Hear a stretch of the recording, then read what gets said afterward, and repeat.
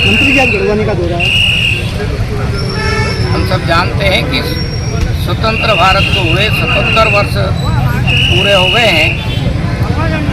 और हम 78वें वर्ष में स्वतंत्रता के उसमें कल से प्रवेश करने वाले हैं।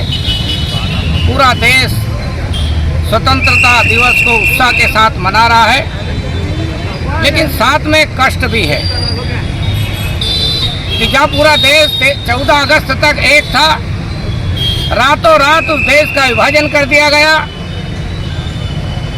और ये विभाजन की जो विभीषिका लोगों ने झेली है, लोगों ने भोगी है। 10 लाख से ज़्यादा लोगों की हत्याएं हुई है और उसका परिणाम ये है कि कश्मीर की समस्या खड़ी हुई है। आज बांग्लादेश में जो समस्या आ रही है वो भी उस भूल के कारण से है और इसलिए देश को अपनी भूल सुधारने की आवश्यकता है। इसलिए हम उसी संकल्प को अखंड भारत के स्मृति दिवस के रूप में, क्योंकि आज तक भारत 14 अगस्त 1947 को अखंड भारत था, दुर्भाग्य से 14 अगस्त और 15 अगस्त की मध्य रात्रि को इस देश का विभाजन स्वीकार कर लिया गया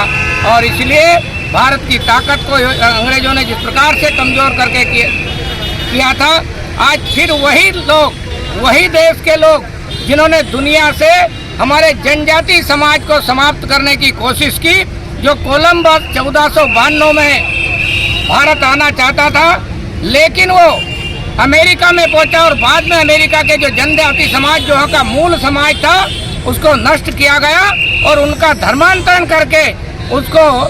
ब्रिटेन के एक प्रकार से उपनिवेश के वाद के रूप में उसको प्रसिद्ध किया गया। दुनिया के कई देशों में, अफ्रीका में ऐसा हुआ और वही ताकत आज हिंदुस्तान में उस समय भी कोशिश की, लेकिन हिंदुस्तान के लोग लड़े थे। हिंदुस्तान का आदिवासी समाज ने संघर्ष किया था और उस बलिदान के कारण उस समय तो वो सफल नहीं हुए, लेकिन आज फिर योजनाबद्ध तरीके से इस हिंदुस्तान की राजनीति में अपने अनुयायियों को छोड़ करके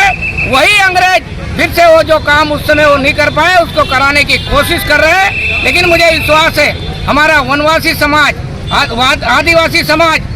जिसका भारत की आज़ादी के आंदोलन में हमसे ज़्यादा योगदान रहा है और वो समाज कभी विचलित होने वाला नहीं है। उनके शौर्य और पराक्रम को हम आज के दिन उनका स्मरण करते हैं और जो आज़ादी के आंदोलन में जो लोग शहीद हुए थे उनको श्रद्धा सुमन अर्पित करते हुए मैं कहना चाहूँगा कि भारत शक्तिशाली होगा, भारत एकजुट होगा और 2047 तक विकसित भारत का जो स्वप्न है उसको हम साकार करेंगे और विश्व गुरु भारत के रूप में हमारी छाप फिर से दुनिया के मंच में बनने वाली है। दुनिया हमारे पीछे चलने वाली है। षड्यंत्रों को भारत की जनता समझ चुकी है और षड्यंत्रों को विफल करने का काम जनता करने वाली है।